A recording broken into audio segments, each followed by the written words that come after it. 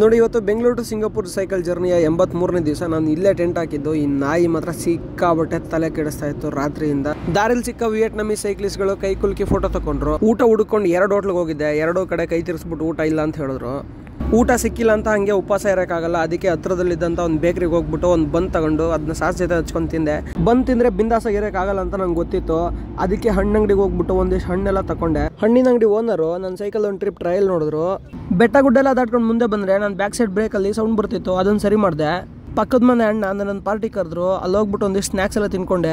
ಆಡಾಡ್ತಾ ಸಂಜೆ ಆಗಿತ್ತು. ರೋಡಲ್ಲಿ ಸಿಕ್ಕ ಹಳ್ಳದಲ್ಲಿ ಸೈಕಲ್ ನಿಲ್ಲಿಸಿ ಹಣ್ಣು ತಿನ್ಕೊಂಡು ಸ್ನಾನ ಮಾಡ್ಕೊಂಡು ಮುಂದೆ ಹೊರಟೆ. ಅಲ್ಲಿಂದ 15 ಕಿಲೋಮೀಟರ್ ಕತ್ಲಲ್ಲಿ ಟ್ರಾವೆಲ್ ಮಾಡಾದ್ಮೇಲೆ ನನಗೊಂದು ಊರು ಸಿಕ್ತು. ಮೊದಲನೇ ಮನೆ ಹತ್ರ ಇಲ್ಲಿ ಉಳ್ಕೋಬೇಡ ಅಂತ ಹೇಳಿದ್ರು. 2ನೇ ಮನೆಯವರು ಆಯ್ತಪ್ಪ ಇಲ್ಲಿ ಉಳ್ಕೊ ಅಂತ ಹೇಳಿದ್ರು.